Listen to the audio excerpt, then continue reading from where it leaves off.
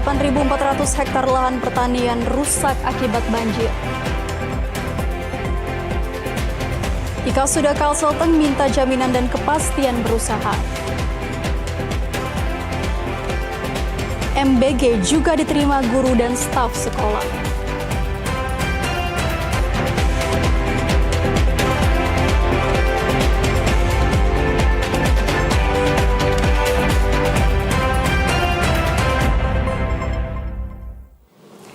Assalamualaikum warahmatullahi wabarakatuh, selamat sore dan salam damai Banua. Saudara Anda kembali menyaksikan Kalimantan Selatan hari ini edisi Jumat 23 Januari 2026. Dan selama kurang lebih 60 menit ke depan kami akan menyampaikan serangkaian peristiwa yang terjadi dalam Kalimantan Selatan hari ini. Bersama saya Mela Azani, inilah Kalimantan Selatan hari ini selengkapnya.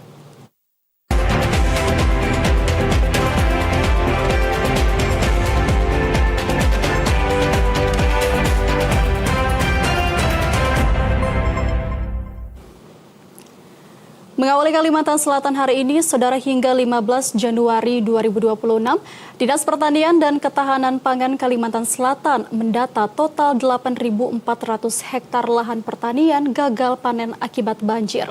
Dari luasan yang ada, potensi total kerugian mencapai 2,73 triliun rupiah. Banjir yang terjadi sejak akhir tahun 2025 hingga awal tahun ini tak sekedar berendam permukiman warga di beberapa kabupaten kota, namun juga lahan pertanian. Dari data yang dihimpun Dinas Pertanian dan Ketahanan Pangan Kalimantan Selatan, dijelaskan Kepala Dinas Pertanian dan Ketahanan Pangan Kalimantan Selatan Samsi Rahman di sela RDP Penanggulangan Bencana bersama DPRD Kalimantan Selatan. Hingga 15 Januari 2026 Hingga 15 Januari 2026, terdata 8.400 hektar luasan lahan pertanian puso atau gagal panen. Di luasan 11.000 hektar dengan terbanyak terjadi di beberapa kabupaten yang merupakan sentra produksi. Dengan luasan terdampak terbanyak terjadi di Kabupaten Tanah Laut, Barito Kuala, Kabupaten Banjar, dan Tapin. Dengan potensi kerugian mencapai 2,73 triliun rupiah. Dinas Pertanian dan Ketahanan Pangan Kalimantan Selatan terus melakukan upaya dalam rangka pemulihan lahan pertanian akibat banjir ini, dengan total keperluan anggaran sebesar 22 miliar rupiah. Langkah percepatan pemulihan menurutnya harus dilakukan, tak hanya solusi jangka pendek, namun utama jangka panjang agar kejadian ini tak lagi berulang. Salah satunya dengan normalisasi sungai, dengan koordinasi lintas wilayah, hingga perketat perizinan tata kelola lingkungan. Sektor pertanian, kita mempunyai beberapa wilayah kabupaten sebagai sentra produksi pangan kita, terutama padi, yaitu Barito Kuala, Kabupaten Banjar, Tanah Laut, Tapin, dan kabupaten lainnya. Dari besaran tersebut ada 3 kabupaten yang terdampak banjir yang luas. Itu adalah di Barito Kuala, kurang lebih ada sekitar 1.991 hektar, Kabupaten Banjar 690 sekian, kemudian Tanah Laut 2005. Tak sekedar puso akibat banjir, petani di Kalimantan Selatan juga masih dihadapkan pada ancaman hama yang berpotensi merusak lahan pertanian milik mereka. Meski saat ini stok surplus dan kokoh sebagai lumbung pangan regional dengan produksi mencapai 1,2 juta ton lebih, Kalimantan Selatan tetap harus menjaga keberlanjutan produksi pertanian. Sejumlah pelaku usaha angkutan sungai dan danau atau Ika Suda Kalimantan Selatan dan Tengah melakukan dialog dengan kantor Kesyah Bandaran dan Otoritas Pelabuhan atau KSOP Banjarmasin. Mereka mendesak kepastian dan jaminan berusaha menyusul keberatan berlakunya instruksi Menteri Perhubungan nomor 3 tahun 2025. Sejumlah perwakilan pengurus dan anggota Ikatan Kapal Sungai dan Danau Ika Suda Kalimantan Selatan dan Tengah tetap bersikeras menolak pemberlakuan Instruksi Menteri Perhubungan nomor 3 tahun 2025. IM ini terkait pengaturan keselamatan dan keamanan angkutan sungai dan danau, yang dalam perizinan dan ketentuan yang mengaturnya mengacu pada ketentuan angkutan laut. Perwakilan Ika Suda Kalimantan Selatan dan Tengah Muhammad Daryono usai pertemuan dengan KSOP Banjarmasin mengatakan IM nomor 3 sangat memberatkan dan membebani mereka sebagai pelaku usaha yang selama ini sudah bersama sejak lama. Sebab dalam ketentuan sebelumnya, ketika mereka diatur dengan ketentuan perhubungan darat, semua berjalan baik dan normal. Namun dengan IM baru ini, mereka harus memenuhi ketentuan yang berlaku pada kapal dan angkutan laut. Hasil pertemuan hari ini sebenarnya baru pembahasan. Untuk kata sepakat itu antara IKA sudah dengan KSOP itu belum ada titik temu. Nah, cuman artinya sudah ada bayang-bayang itu titik pertemuannya gitu loh. Titik temunya itu sudah ada bayang-bayang. Itu aja poinnya. Jadi hasil realnya itu belum ada. Hasil real belum ada. Apa aja sih Pak yang diharapkan dari pertemuan hari ini Pak? Yang diharapkan itu dari IKA sudah itu karena KM itu sebenarnya itu kan pembenahan lingkungan di Direktorat Perhubungan, ya kan? Artinya untuk peningkatan keselamatan. Nah, kalau peningkatan keselamatan itu mestinya itu bukan istilahnya bernyanyi, tetapi tingkatkanlah sumber daya manusianya kan gitu di lingkungan perhubungan kan, karena tujuannya apa? Tujuannya supaya tercapailah di perhubungan itu namanya aman, selamat dan sampai tempat tujuan kan 3 fungsi itu gitu loh. Nah, jadi transportasi itu 3 fungsi, aman, lancar, selamat sampai di tempat tujuan. Nah itu semboyan dari perhubungan kan gitu. Sebelumnya IKA Suda Kalselteng juga sudah melakukan FGD membahas alasan penolakan IM nomor 3 tahun 2025 dari sisi hukum tata negara dan regulasi pembagian kewenangan antara pusat dan daerah. Selanjutnya, IKA Suda juga akan menyampaikan hasil FGD ke DPR RI dan DPD RI, selain DPRD Kalimantan Selatan. Saudara, seorang santri asal Pelehari dilaporkan tewas tenggelam saat berenang di Sungai Alalak, Barito Kuala. Korban ditemukan sekitar 5 meter dari titik kejadian.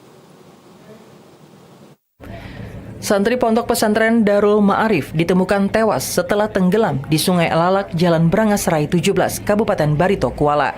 Korban bernama Muhammad Yusuf, berusia 13 tahun asal Pelehari, mulainya berada di daratan saat teman-temannya mandi dan berenang di sungai.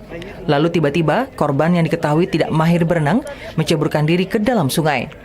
Teman korban sempat berusaha melakukan upaya penyelamatan dengan menarik tubuh korban, namun gagal karena arus dan kondisi air. Kebetulan anak kejabatan pulang, sama Yusuf di banyak. Udah berdiam semat, Yusufnya minta tolong. Cabur ulang. Yusufnya kunyang-kunyang ke rumah. Dan tariknya, dan takutnya, kenapa pensok? Dia Yusufnya senyum lah, betul menyelam Yusufnya. Kira ulan anak ke awannya berkumpul. Ke situ kan ada dasarnya. Setelah upaya pencarian dilakukan selama 20 menit, di tengah kondisi air yang mulai pasang, jasad korban akhirnya berhasil ditemukan dalam posisi telungkup, sejauh 5 meter dari titik awal kejadian. Penyelaman ada sekitar 4 kali penyelaman dan alhamdulillah di waktu kurang lebih 20 menit untuk korban sudah ditemukan. Untuk arus awal-awal naik, awal-awal pasang. Jadi untuk korban tetap berada di dasar, ada bergeser jauh. Demikian. Jadi untuk evakuasi dan pencarian alhamdulillah. Usai dievakuasi, jenazah langsung dibawa ke rumah duka di Pelehari untuk proses pemakaman. Saudara, MBG kini jangkau guru dan staf sekolah. Selengkapnya usai jeda, kami akan kembali.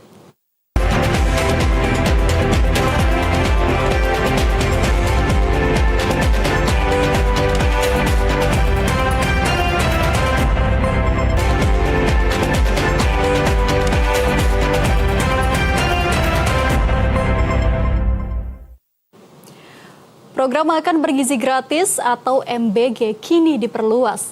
Tak hanya peserta didik, tenaga pendidik dan non-tenaga pendidik juga mulai menerima manfaat sesuai aturan Badan Gizi Nasional. Kebijakan ini telah berjalan selama sepekan. Program Makan Bergizi Gratis yang selama ini menyasar peserta didik, kini diperluas penerimanya. Tenaga pendidik dan non-tenaga pendidik di lingkungan sekolah turut menerima manfaat program ini. Penyaluran MBG tersebut dilaksanakan sesuai dengan ketentuan yang dikeluarkan oleh Badan Gizi Nasional sebagai upaya memastikan pemenuhan gizi seimbang bagi seluruh unsur pendukung kegiatan pendidikan di sekolah. Paket makanan yang dibagikan terdiri dari menu seimbang, mulai dari karbohidrat, lauk pauk, sayur, hingga buah-buahan. Program ini telah berjalan selama kurang lebih 1 minggu dan mendapat respon positif dari para penerima manfaat. Dengan diperluasnya sasaran penerima MBG, diharapkan kualitas kesehatan dan produktivitas tenaga pendidik maupun non-tenaga pendidik dapat terus terjaga, sehingga berdampak positif terhadap proses belajar mengajar di sekolah. Alhamdulillah semuanya terdistribusi dengan baik, apalagi kan sekarang bukan cuma siswa-siswi pelajar aja yang dapat, guru, tenaga didik, dan non-tenaga didik juga yang berada di lingkungan sekolah itu juga dapat. Yang pengajar dan non-pengajarnya juga dapat, seperti kebersihan dan security itu dapat juga. Bapak, kenapa Pak alasannya jadi kenapa dapat untuk guru, tenaga pendidik, dan non-tenaga pendidik itu kenapa Pak? Kalau itu saya kurang tahu sih, karena peraturan dari BGN sudah menyatakan ke kepala SPPG kami untuk membagikan juga kepada guru dan non-tenaga didik. Untuk menunya sendiri apakah sama dengan siswa-siswinya atau berbeda Bapak? Kalau untuk dapur kami sama, untuk guru dan siswanya. Dan kami kan ada beberapa sekolah juga yang kami kirim sama semua. Kalau untuk satu dapur itu satu menu. Cuman kalau beda dapur mungkin beda juga menunya. Penyaluran MBG akan terus dievaluasi agar pelaksanaannya berjalan tepat sasaran dan sesuai dengan standar gizi yang telah ditetapkan. Program makan bergizi gratis diharapkan mampu menjadi salah satu langkah strategis dalam mendukung kesejahteraan seluruh warga sekolah. Soalnya ada pemerataan dari Ya, sementara itu, Saudara, program makan bergizi gratis di Kota Banjarmasin dipastikan tetap berjalan selama bulan suci Ramadan. Dandim 1007 Banjarmasin menegaskan distribusi makanan akan disesuaikan dengan aktivitas sekolah. Selama bulan suci Ramadan, penyaluran makanan bergizi gratis bagi masyarakat tetap terlaksana. Dandim 1007 Banjarmasin, Letkol CZI Slamet Riyadi mengatakan, pihaknya sudah berkoordinasi dengan koordinator wilayah untuk memastikan teknis pembagian di lapangan. Menu makanan yang disediakan nantinya akan dipilih yang memiliki daya tahan lebih lama, hingga 12 jam, agar makanan tetap layak dan sehat untuk dikonsumsi, hingga waktu berbuka puasa tiba. Sementara, terkait komposisi menu, tetap akan mengacu pada standar Badan Gizi Nasional. Intinya bulan puasa tetap akan disalurkan, karena harapannya makanan yang disajikan ini nanti kan ada menu-menu dari BGN langsung. Itu menunya akan tahan selama kurang lebih 12 jam. Jadi bisa dikonsumsi oleh para siswa pada saat buka puasa, kalau memang mereka berpuasa. Hingga kini di Kota Banjarmasin terdata sudah ada 66.000 penerima manfaat yang telah menerima program makanan bergizi gratis. Meski sempat menghadapi kendala operasional dalam 1 tahun terakhir, evaluasi terus dilakukan agar distribusi tepat sasaran dan kualitas makanan tetap terjaga. Saudara, sejumlah strategi komprehensif akan dilakukan untuk mengatasi banjir yang terjadi di Kalimantan Selatan. Dengan strategi menyeluruh baik jangka pendek, menengah, dan jangka panjang, diantaranya melakukan normalisasi sungai hingga rencana musrenbang luar biasa penanganan bencana banjir Kalimantan Selatan serta percepatan pembangunan embung Riam Hiwa. Urun rembuk dengan duduk bersama guna solusi atasi banjir Kalimantan Selatan yang dihadiri gabungan lintas komisi bersama organisasi perangkat daerah dipimpin Ketua DPRD Kalimantan Selatan, Supian Haka. Strategi jitu atasi banjir dari hasil yang didapatkan menurut Supian adalah strategi menyeluruh, tak hanya bersifat jangka pendek namun hingga jangka panjang untuk tidak lagi permasalahan banjir berulang. Di antaranya normalisasi sungai hingga opsi penambahan anggaran dan penguatan kolaborasi antara pemerintah provinsi, kabupaten kota, dan juga pemerintah pusat. Pak Gubernur, saya sudah ada komunikasi, beliau cepat tanggap juga, silahkan rapat dengan SKPD yang terkait, carilah solusi jalan terbaiknya. Mudah-mudahan lebih khusus pada Dinas Penanggulangan Bencana, itu ya Dinas PO, Dinas Perhubungan, cepat tanggap yang sesuai dengan hasil rapat hari ini. Kira-kira apa lantas dalam waktu segera Pak Ketua? Lantas segera ini adalah terutama dulu penanggulangan menyangkut masalah alur sungai yang dangkal supaya bisa dinormalisasikan. Yang kedua, dia menutupi lahan-lahan yang seperti ditayangkan tadi, lahan-lahan itulah yang yang menghambat arus lalu lintas. Akhirnya itu juga menghambat air tidak bisa cepat turun ke sungai yang seperti laut dan sungai begitu. Mudah-mudahan dalam 2-3-4 hari ini sudah ada pergerakan nanti kami insya di awal bulan. Musrenbang luar biasa penanganan bencana dengan melibatkan 13 kabupaten kota juga menjadi salah satu usulan yang mencuat dalam rapat gabungan. Kepala Bidang Pencegahan dan Kesiapsiagaan BPBD Kalimantan Selatan Bambang Dedi Mulyadi mengatakan musrenbang tersebut nantinya menjadi langkah nyata untuk pemerintah daerah fokus melakukan penanggulangan bencana yang terjadi. Ada titik temu lah pada inilah. Jadi perlu ada Bapeda, kalau saya inisiasi, perlu ada fokus untuk bencana, khususnya banjir, sehingga dinas SKPD akan tahu siapa berbuat apa yang dilakukan, koordinasi siapa, sehingga mitigasi itu akan selalu turun. Kita sudah berhasil, data BNPB Kalimantan Selatan dari 38 provinsi termasuk provinsi yang paling lengkap untuk dokumen bencanaannya. Kalimantan Selatan telah memiliki nama RPB, Rencana Penanggulangan Bencana Daerah tahun 2025-2030, sinkron dengan visi misi Kabupaten RPB. Kalimantan Selatan juga Kepala Balai Wilayah Sungai Kalimantan 3 Banjarmasin Dedi Supriyadi mengatakan, salah satu upaya jangka panjang dalam penanganan banjir yang terus digenjot, yakni Set Plan Percepatan Bendungan Riam Kiwa. Sampaikan kami butuh dukungan untuk masalah pembebasan yang di Riam Kiwa. Jadi kami butuh percepatan karena bendungan Riam Kiwa itu bisa menampung 90 juta meter kubik. Nah ini sistem bendungan kami kan begitu air tinggi, air akan kita lepas pelan-pelan. Jadi begitu mau hujan lebat, ini kita kosongkan. Jadi sungai air itu bisa masuk ke bendungan. Setelah bendungan penuh, nanti di saat cuacanya memungkinkan akan kita lepas ke sungai pelan-pelan. Jadi saat nanti terjadi hujan lebat, insya Allah tidak terjadi seperti sungai Tabuk kemarin. itu tujuannya Pak ya? Sebagai tindak lanjut dalam pengawasan, DPRD Kalimantan Selatan akan kembali melakukan pertemuan lanjutan untuk mengetahui progres dan tindak lanjut yang telah dikerjakan dalam evaluasi penanganan banjir bersama. Pasca banjir di Banjarbaru, kasus diare dan ISPA meningkat. Dinas Kesehatan prioritaskan pelayanan kesehatan kepada balita dan ibu hamil terdampak banjir. Pasca surutnya banjir yang menggenangi sejumlah wilayah di kota Banjarbaru, Dinas Kesehatan melaporkan adanya tren peningkatan penyakit di masyarakat. Dua penyakit yang paling mendominasi adalah diare dan infeksi saluran pernapasan akut. Selain kedua penyakit ini, sejumlah warga juga masih terpapar penyakit kulit seperti kutu air. Meskipun terjadi lonjakan jumlah pasien, Dinas Kesehatan memastikan situasi saat ini masih dalam kondisi terkendali. Petugas kesehatan di puskesmas juga melakukan pemeriksaan kesehatan terhadap warga terdampak banjir. Imbas dari banjir ya ada terjadi peningkatan diare, ISPA, itu ya sampai saat ini masih terkendali ya semuanya. Artinya masih bisa diatasi. Teman-teman di puskesmas juga yang kemarin kena banjir melakukan kunjungan ya ke tempat-tempat yang terimbas. Pelayanan kesehatan pasca banjir juga diprioritaskan terhadap balita dan ibu hamil.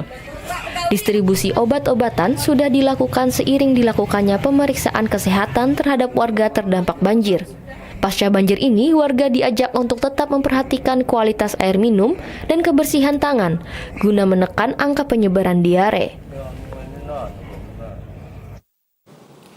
Saudara, informasi mengenai relokasi pedagang pasar Pagatan akan kami hadirkan usai jeda. Tetaplah bersama kami.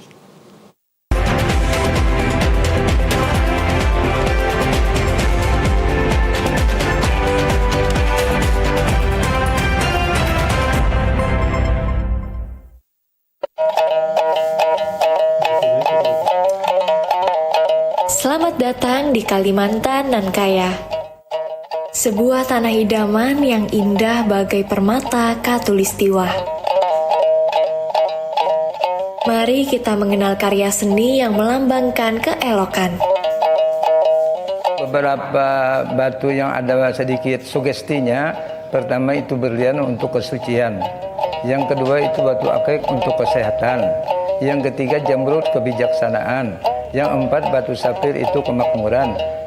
Rubi merah delima untuk keagungan. Perhiasan yang tidak hanya memperindah penampilan, namun ia juga menghubungkan kita dengan akar budaya. Setiap sentuhan detail mencerminkan warisan dan tradisi kita.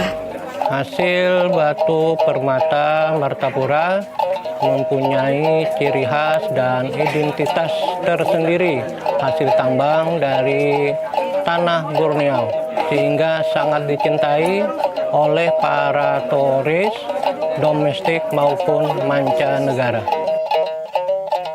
Permata Borti, kekayaan ragam budaya. Mutu Manikam, Kilau Tradisi Cinta Negeri.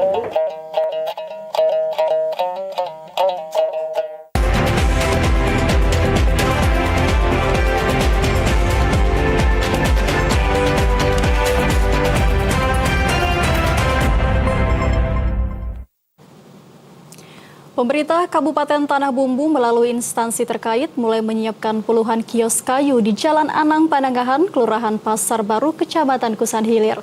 Rencananya para pedagang akan pindah direlokasi usai Lebaran Idul Fitri 2026. Ketua Asosiasi Pedagang Kain Pasar Pagatan Muslim mengatakan, lokasi sementara ini dinilai lebih strategis dan representatif dibandingkan rencana lokasi sebelumnya. Lokasi relokasi ini sesuai dengan aspirasi para pedagang. Ia mengungkapkan akan berpindah ke tempat penampungan usai Lebaran Idul Fitri. Alasannya, mereka harus membidani interior kios sesuai dengan kebutuhan masing-masing. Meskipun arahan pemerintah daerah meminta secepatnya, pedagang memerlukan waktu untuk mempersiapkan modal perpindahan. Dalam penataan di lahan sementara tersebut, terdapat pembagian ukuran lapak berdasarkan jenis komoditas. Pedagang kain rencananya mendapatkan ruang berukuran 2,5 meter kali 2,5 meter. Sedangkan pedagang beras mendapatkan ukuran 2 meter kali 2 meter. Dapat dari malah sangat cocok bagi kami. Sesuai dengan permintaan kami, pas dalam lokasi yang cocok. Kami siap menempati ini, pasar ini. Nah, mungkin rencananya mulai kapan menempati di sini, Pak? Rencana kami setelah Lebaran. Lebaran. Ya kurang ukurannya cuma itu untuk kain, ukurannya cuma 2 meter ke 2,5. Sangat kecil, cuma gimana lagi kalau lokasinya memang sempit, kita terima lah. Iya. Memang kalau lokasinya dia terbatas besar, bisa besar tokonya. Kan kalau sempit, ya kita terima lah. Pemkab mengambil langkah relokasi menyusul kondisi bangunan utama Pasaraya Bumi Pangeran yang kini dalam kondisi rusak berat. Pantauan di lapangan menunjukkan kerusakan terjadi di hampir seluruh bagian gedung, mulai dari lantai keramik yang pecah hingga kebocoran plafon yang merata. Hakim TVRI Kalimantan Selatan. Saudara, sukses merevitalisasi dan rehabilitasi 55 satuan sekolah pada tahun 2025, pemerintah Kabupaten Hulu Sungai Tengah dapatkan kuota 119 pengusulan revitalisasi di 2026. Untuk tahap 1 di 2026, sebanyak 34 satuan pendidikan bakal dilakukan revitalisasi dan rehabilitasi dengan bantuan anggaran pemerintah pusat. Di tengah efisiensi anggaran pada tahun 2025, pemerintah Kabupaten Hulu Sungai Tengah dinilai sukses melakukan revitalisasi dan rehabilitasi 55 satuan sekolah pada berbagai jenjang. Hasilnya, jumlah sekolah rusak berat di Hulu Sungai Tengah berkurang 16% atau menyisakan 57 sekolah, rusak ringan berkurang 33% atau menyisakan 91 sekolah, dan terdapat peningkatan 8% sekolah dengan kondisi baik menjadi 315 sekolah dari 480 satuan pendidikan berbagai jenjang. Kepala Dinas Pendidikan Hulu Sungai Tengah, Muhammad Anhar mengungkapkan, berdasarkan Disboard Revitalisasi Kemendikdasmen, pada tahun 2026 ini, Kabupaten Hulu Sungai Tengah mendapatkan kuota revitalisasi dan rehabilitasi 119 satuan pendidikan, terdiri dari 43 jenjang PAUD, 60 SD, 15 SMP, dan 1 pada jenjang kesetaraan. Tercatat sementara di dashboardnya revitalisasi Kemendikdasmen, kami mendapatkan kota sebanyak 119 satuan pendidikan. Terdiri dari 43 di jenjang PAUD, 60 di SD, dan ada 15 di SMP, serta 1 di jenjang kesetaraan atau PKBM. Nah ini sementara untuk yang tahap 1 ada 34 sekolah. Nah kita masih menunggu di tahap selanjutnya. Anhar menambahkan untuk tahap 1 dipastikan 34 satuan sekolah di Kabupaten Hulu Sungai Tengah akan direvitalisasi dan direhabilitasi. Sedangkan kuota sisanya diharapkan dilanjutkan pada tahap 2 setelah pemerintah pusat menyelesaikan pemulihan sekolah terdampak bencana. Ahmad Rizky, kontributor TVRI Kalimantan Selatan. Ya, sementara itu, Saudara, di tengah efisiensi, 55 satuan sekolah di Kabupaten Hulu Sungai Tengah rampung dilakukan revitalisasi dan rehabilitasi. Peningkatan kualitas fisik bangunan sekolah ini meliputi pada 8 PAUD, 21 sekolah dasar, dan 26 sekolah menengah pertama. Ciptakan lingkungan pendidikan yang nyaman untuk peserta didik. Sebanyak 55 satuan sekolah dari jenjang PAUD, SD hingga SMP di Kabupaten Hulu Sungai Tengah tuntas dilakukan revitalisasi dan rehabilitasi. Peningkatan kualitas fisik bangunan sekolah ini meliputi 8 PAUD, 21 SD, dan 26 SMP. Kepala SMP Negeri 27 Hulu Sungai Tengah, Rusliani mengatakan, sebelumnya kondisi SMP Negeri 27 kurang ideal untuk proses belajar mengajar. Setelah dilakukan rehabilitasi, para guru, peserta didik hingga orang tua wali murid mengaku merasa nyaman dengan lingkungan sekolah beserta fasilitas baru dalam ruang-ruang kelas.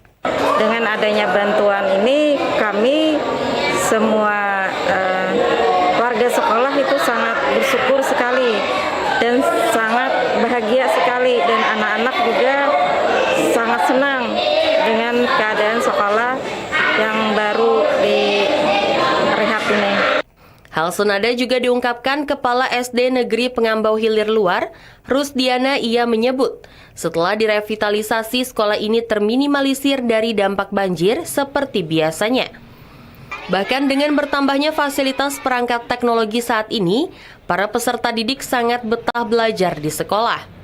Nah, sekarang kami di sekolah baru, alhamdulillah anak-anak semangat belajarnya semakin meningkat.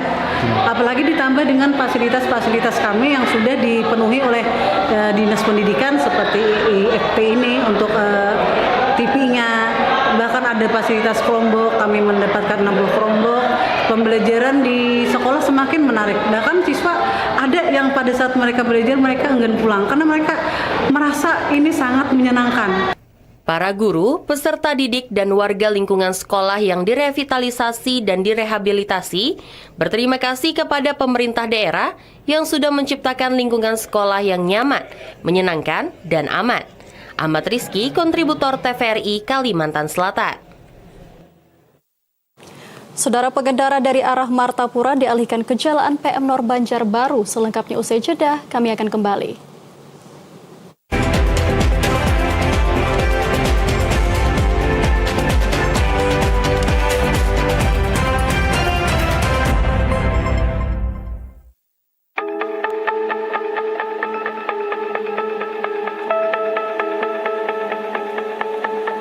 Dulu saya hanya bermimpi untuk bisa bersekolah.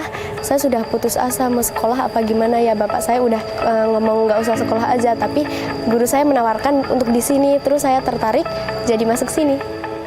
Rasa empati kita sebagai guru ke anak-anak itu semakin besar, bahwa di sekitar kita masih banyak anak-anak yang tidak bisa menikmati bangku pendidikan SMA, sehingga kita bersemangat menghantarkan mereka untuk mencapai keberhasilan yang lebih dari orang tua mereka dengan menempuh pendidikan di sekolah rakyat menengah atas. Sekolah rakyat adalah rumah harapan bagi anak-anak kita dari keluarga yang tidak mampu. Mari kita jadikan sekolah rakyat sebagai gerakan kebangkitan wong cilik yang memutus rantai kemiskinan dan membuka jalan menuju Indonesia Emas 2045. Terima kasih Bapak Presiden, saya bisa bersekolah dengan gratis, nyaman, dan menyenangkan. Yang penting harus belajar semuanya. Belajar baik, keras, cinta tanah air, cinta negara. Sekolah Rakyat membantu kami mencerdaskan anak bangsa. Generasi sehat menuju Indonesia Emas. Terima kasih Pak Presiden.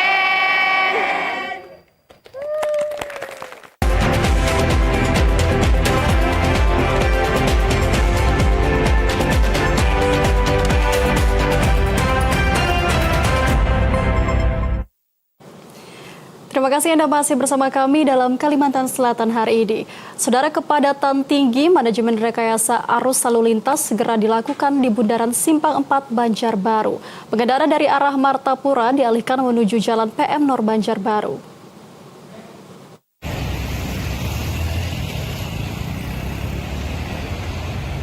Kondisi arus lalu lintas di Bundaran Simpang 4 Banjarbaru kini menjadi perhatian serius. Menyusul tingkat kepadatan yang terus meningkat, Dinas Perhubungan Kota Banjarbaru segera menerapkan manajemen rekayasa arus lalu lintas guna mencegah kemacetan total di jantung kota. Salah satu poin penting dalam rekayasa ini adalah pengalihan arus bagi pengendara yang datang dari arah Martapura. Untuk mengurangi beban kendaraan di pusat bundaran, arus lalu lintas dari Martapura kini diarahkan atau dialihkan menuju Jalan PM Nor Banjarbaru. Kepala Dinas Perhubungan Kota Banjarbaru, Muhammad Mirhansyah mengatakan, tingkat pelayanan jalan kita sudah di level E. Jumlah kendaraan terus bertambah, sementara kapasitas jalan tetap. Jika dibiarkan akan terjadi penumpukan atau crowded yang luar biasa, sehingga volume kendaraan harus diatur, termasuk pengalihan arus. Nah, jadi tentunya kita tahu bahwa tingkat kepadatan di Simpang 4 Banjarbaru ini kan cukup tinggi ya. Jadi kalau PC ratio itu sudah mencapai 0,8 sampai 0,9 atau kalau level of service-nya itu E ya kalau level of service-nya itu. Jadi tentunya dia semakin kalau kita biarkan nantinya kan akan terjadi crowded yang sangat tinggi, apalagi kan jumlah kendaraan terus bertambah bukan berkurang gitu. Kapasitas jalan kita itu aja. Tentunya volumenya harus kita atur gitu.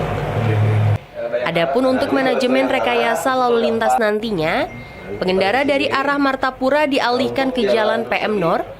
Untuk roda 4 dari Bundaran Simpang 4 ke arah PM Nor, kemudian ke Jalan Haji Bahran, kemudian ke Jalan Bayangkara. Sedangkan untuk pengendara roda 2 dari arah Martapura ke Jalan PM Nor bisa melewati jalan kecil di samping kantor Rosella Banjarbaru.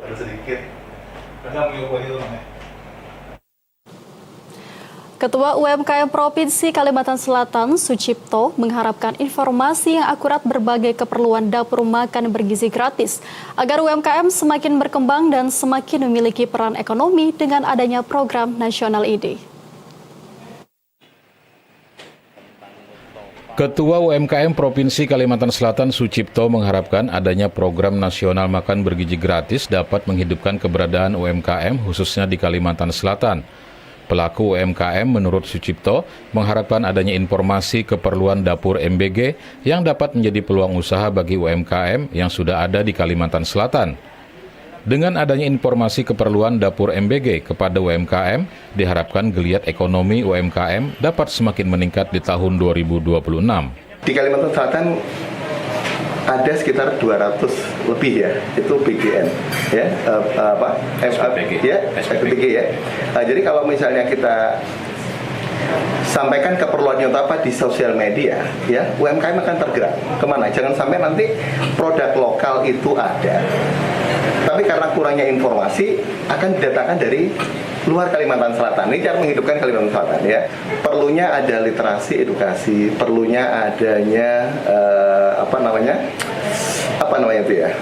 pelatihan ya untuk para pelaku usaha UMKM ya, baik itu kualitasnya, perizinannya juga. Jangan sampai usahanya ada, perizinannya nggak lengkap, ya perlu kurasi juga, ya kalau udah di mapping seperti itu, saya yakin kualitas sumber daya manusia maupun kualitas dari produk pelaku usaha itu sendiri akan lebih meningkat lagi dan bisa diterima. Selain itu, Ketua UMKM Provinsi Kalimantan Selatan Sucipto berharap UMKM dapat lebih dilibatkan dalam kegiatan dapur makan bergizi gratis, karena kegiatan ini telah menjadi program nasional yang luas dan menyerap banyak tenaga kerja. Pelaku UMKM di Kalimantan Selatan yang memiliki ragam usaha siap menjadi mitra dapur MBG sesuai dengan jenis dan kapasitas produksi yang dimiliki UMKM.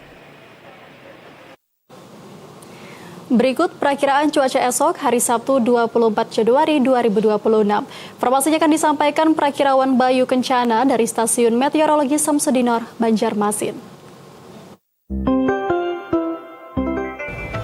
Halo Sobat Cuaca, jumpa lagi dalam tayangan update perakiraan cuaca wilayah Kalimantan Selatan yang berlaku untuk esok hari, Sabtu 24 Januari 2026 bersama saya Bayu Kencana, Perakirawan Stasiun Meteorologi Samsudinor, Banjarmasin.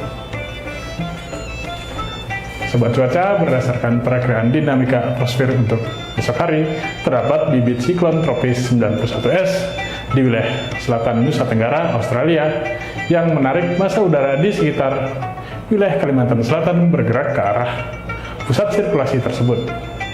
Angin lapisan pada 3000 feet di wilayah Kalimantan Selatan dominan bertiup dari arah barat laut dengan kecepatan 20 hingga 25 knot.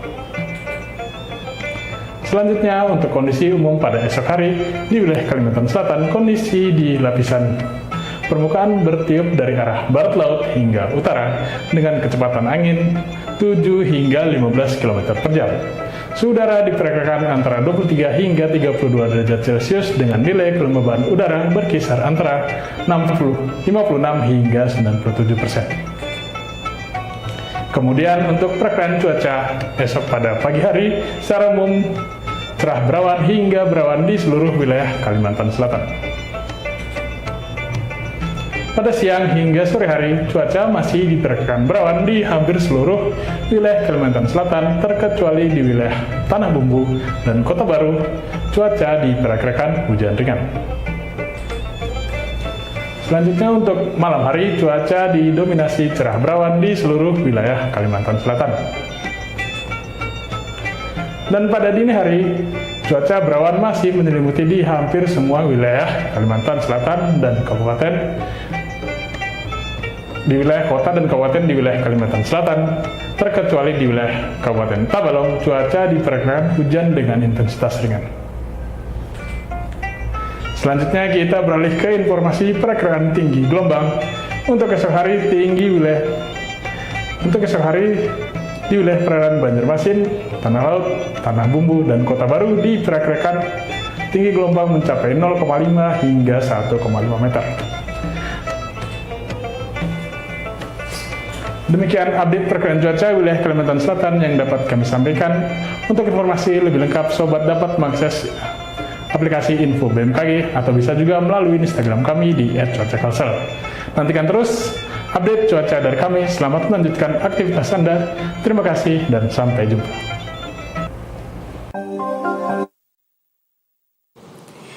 Informasi menarik lainnya akan kami hadirkan usai jeda. Tetaplah bersama kami dalam Kalimantan Selatan hari ini.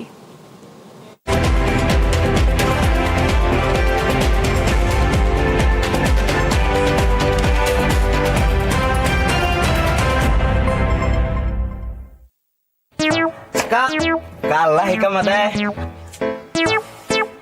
Woi, kata harus aku main ikan nira. Ampian dia sudah. Cupu. Gua belajarin dulu. Ada harta lu main. Mau ikan nira lah. Maaf, bulutnya aku sudah lah. Cupu.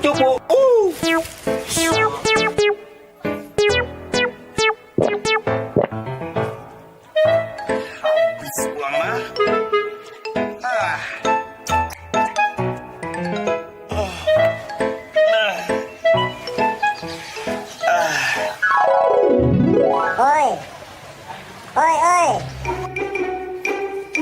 Suara apa tuh? Aku di bawah sini nah. Di bawah sini. Kenapa bisa berpandir? Mimpi kah aku Nio? Ikam jangan buang sampah sembarangan. buang aku ke tempat sampah. Botol bisa berpandir, ada jelas. Nah, menantang. Kawanan, bantu aku. Kita serang nah.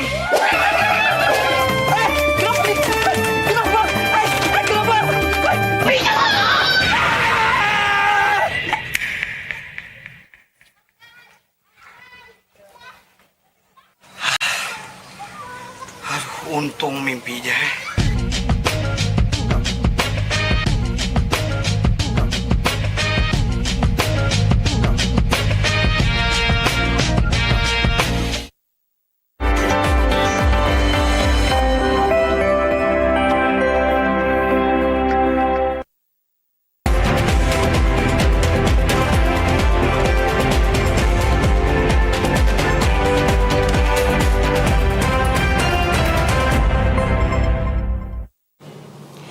Sosok seniman asal Banjarmasin, Kris Imanu, berhasil mengubah hobi masa kecil menjadi karya seni bernilai tinggi. Berawal dari mengamati hasil karya seni, kini karya-karya realisnya telah melintasi berbagai pameran nasional.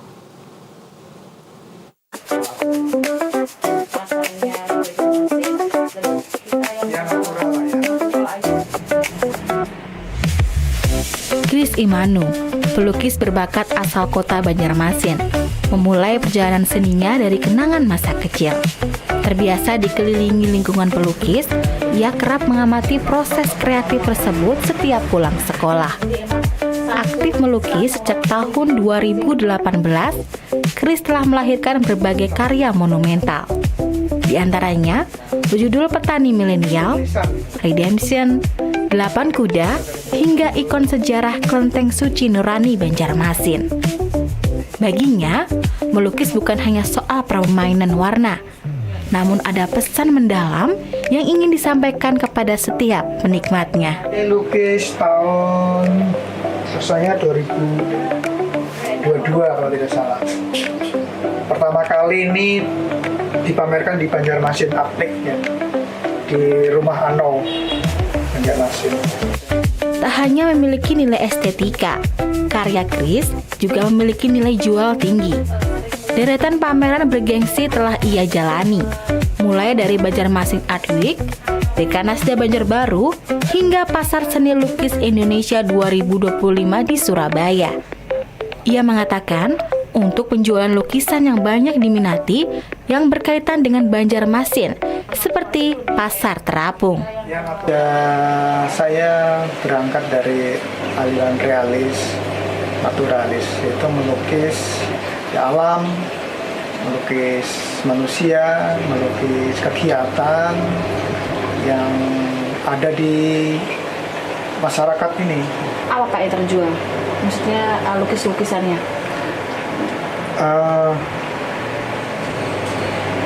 Sepengetahuan saya, pengalaman saya ya, dari pesanan dan yang terjual baik di pameran atau di pasar, kayak kita buka stand itu lukisan-lukisan yang bertemakan Banjarmasin, bernafaskan Pasar Terapung, Menara Pandang, atau tari budaya Banjar ya. Kris memiliki asa besar agar pemerintah setempat memberikan ruang lebih bagi para seniman untuk berekspresi.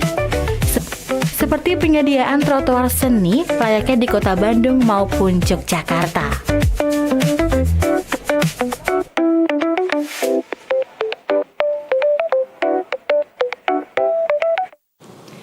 Ya, saudara, tahukah Anda di Kota Banjarmasin terdapat galeri yang menyimpan koleksi potret seputar kehidupan masyarakat Banjar dalam satu tempat yang strategis, yakni di Menara Pandang Siring, Kota Banjarmasin. Berikut liputannya untuk Anda.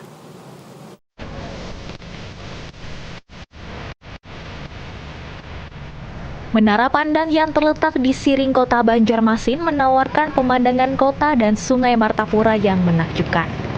Menara Pandang bukan hanya sekedar bangunan yang menjadi ikon wisata Seribu Sungai, namun menara ini juga menyimpan koleksi potret kehidupan Banjarmasin dalam sebuah galeri bernama Galeri Bungas. Galeri Bungas dibuka pertama kali pada tahun 2020. Saat pandemi melanda, berdampak pada jumlah kunjungan, kemudian jumlah pengunjung kembali berangsur normal memadati galeri di tahun 2023. Koleksi potret yang dipamerkan di Galeri Bungas pun beraneka ragam. Mulai dari foto berbagai kuliner khas Banjar seperti mandai, lawang kala, iwak wadi, hingga wadai bingka dan kue lam yang manis dan legit. Di sudut lain Galeri Bungas juga terdapat berbagai macam potret kebudayaan dan kehidupan masyarakat Banjar. Antara lain pertunjukan tari topeng dan tari kuda lumping, wayang Banjar, hingga seni musik kuriding. Tidak lupa koleksi foto di sejumlah titik di penjuru kota Banjarmasin yang erat akan kehidupan masyarakat pesisir sungai. Seluruh foto yang dipamerkan di Galeri Bungas merupakan karya fotografer asal kota Banjarmasin. Koleksinya pun tidak itu-itu saja, melainkan dapat berganti pada momen tertentu dengan ciri khas kota Banjarmasin. Kadang-kadang satu tahun sekali kayaknya diganti, tapi beberapa aja. Kalau memang itu masih bagus fotonya Pak, atau masih memang ada mempunyai ciri khasnya asli Banjarmasin, dipertahankan fotonya, tapi bisa juga nanti diganti. Iya, gitu. Ada momennya yang diganti. Iya. Berarti kedepannya apakah akan ada pergantian koleksi lagi dari yang sekarang? Iya, itu pasti. Ya, apalagi kadang ada fotografer yang menunjukkan foto-foto baru ya, koleksi baru biasanya dicek satu-satu, jadi kayak cocok untuk ditampilkan di sini, bisa ditaruh di sini. Jadi di satu tempat ini ada ditampilkan kayak spot-spot Banjarmasin, ciri khas Banjarmasin kayak gitu dalam satu tempat ini. Terus masakan Banjar juga ada juga. Berbagai macam masakan Banjar sih. Galeri Bungas dapat dikunjungi oleh semua orang secara gratis. Galeri ini dapat diakses di lantai 2 Menara Pandang setiap hari Senin sampai Minggu dari pukul 8 pagi hingga pukul 4.30 sore.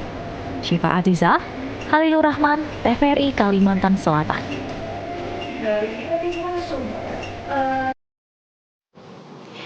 Badri Gallery, pameran seni lukis yang mengusung konsep Marathon Exhibition menjadi salah satu pilihan menarik yang dapat dikunjungi saat liburan atau sekedar mengisi waktu luang. Seperti apa keunikan dari konsep seni yang satu ini? Kami hadirkan liputannya untuk Anda.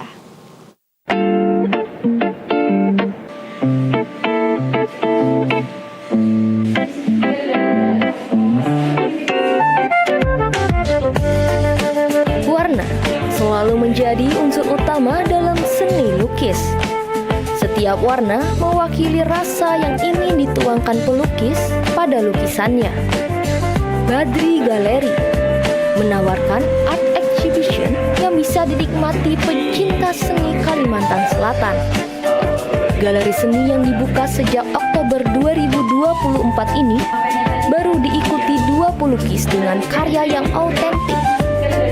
Kurasi lukisan dilakukan langsung oleh Badri Hurmansyah sebagai pelukis dan pemilik Badri Gallery.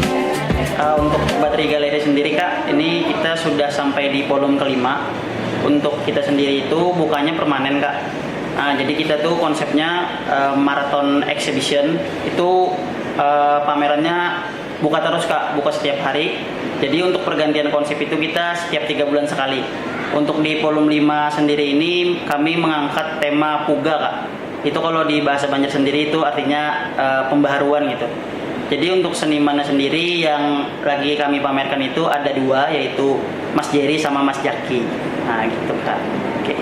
Setiap lukisan yang dipamerkan di Badri Gallery memiliki makna yang dalam. Seperti salah satu karya Badri Hurmansyah, lukisan yang menampilkan 2 manusia berbeda gender melihat ke atas dengan permainan warna yang terang namun bergoreskan abstrak. Memiliki makna manusia yang pasrah melihat pada Tuhannya. Lukisan yang menakjubkan dan memanjakan mata bagi penikmatnya. Karena di TikTok sama di IG kan lagi rame itu.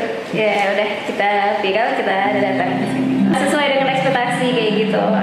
Di kaca ubuk-ubuknya, habis itu di galeri seninya ada makna tersendiri dari lukisan itu. Iya, emang di kaca ubuk-ubuk yang menarik. Ya, paling seru, paling ramai ya di situ. Ya. Badri Gallery tidak hanya menawarkan seni lukis. Di sudut ruang lain, pengunjung dapat menikmati keindahan mural yang penuh warna. mulai dari konsep pemandangan dari atas awan hingga konsep galaksi. Pengunjung dimanjakan dengan area berfoto yang sangat indah. Dan yang paling menakjubkan adalah ruang kaca yang dipenuhi ubur-ubur berwarna yang bisa menenangkan hati. Pengunjung akan dimanjakan dengan pemandangan ubur-ubur yang menawan. Tempat ini pun menjadi tempat favorit pengunjung Badri Galeri dengan jumlah kunjungan mencapai 400 tiket dalam sehari. Jika sudah puas berfoto di semua area Badri Galeri, pengunjung pun dapat bersantai di Cafe Badri yang menyajikan makanan dan minuman ringan. Menghabiskan waktu liburan tidak hanya bermain dengan alam. Jika ingin alternatif lain, Badri Galeri adalah pilihan yang tepat untuk Anda.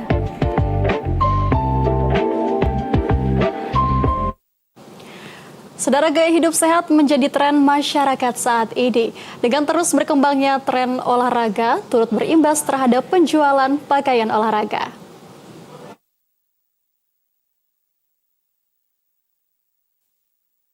Terhadap peningkatan penjualan pakaian olahraga. Tren gaya hidup sehat membuat pakaian tidak lagi hanya dipakai untuk kebugaran, tetapi juga menjadi bagian fashion sehari-hari. Seperti yang dikatakan salah seorang pencinta olahraga, Yuni. Hidup sehat sangat penting untuk menjaga kesehatan dan keseimbangan dari makanan yang dikonsumsi sehari-hari.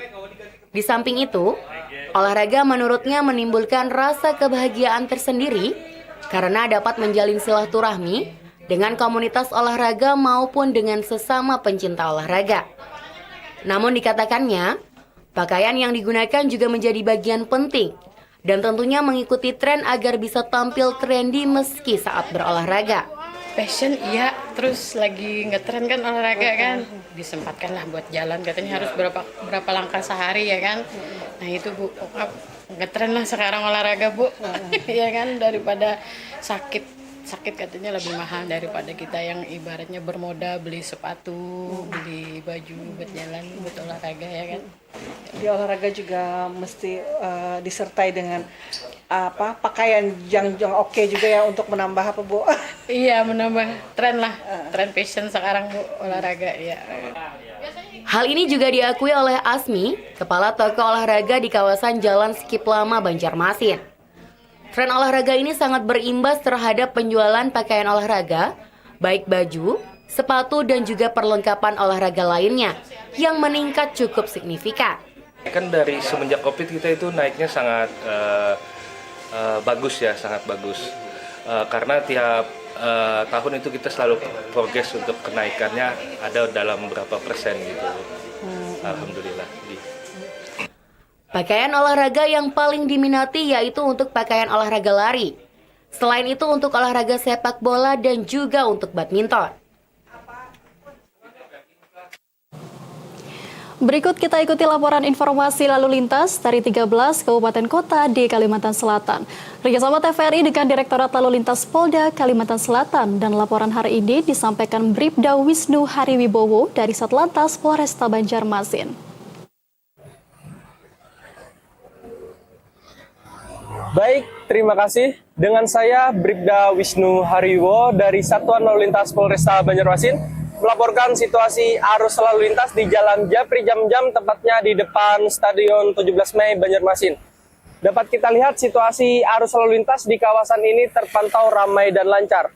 Untuk diketahui masyarakat, jumlah pelanggaran lalu lintas yang berhasil tercapture kamera etle selama 24 jam terakhir mengalami peningkatan, yaitu ada 404 pelanggar. Dan kecelakaan lalu lintas yang dilaporkan berdasarkan data IRSMS 1 minggu terakhir di wilayah Polresta Banjarmasin mengalami ada satu kejadian laka lantas yang mengakibatkan korban meninggal dunia 1 orang dengan kerugian material sebesar 1 juta rupiah. Dan kami menginformasikan kepada masyarakat Kota Banjarmasin apabila ingin melakukan perpanjangan SIM dan mendatangi ke Mall Pelayanan Publik Banjarmasin, tepatnya di Mitra Plaza dulu. Sedangkan jika ingin membuat SIM baru, langsung saja bisa mendatangi ke PAL 21 Satpas Polresta Banjarmasin. Untuk itu kami selalu menghimbau kepada seluruh masyarakat pengguna jalan agar selalu patuhi aturan lalu lintas dan selalu berhati-hati saat berkendara. Dan jangan lupa juga untuk selalu menggunakan helm dan selalu gunakan safety belt saat berkendara. Polantas Banua, presisi, modern, dekat, dan bersahabat.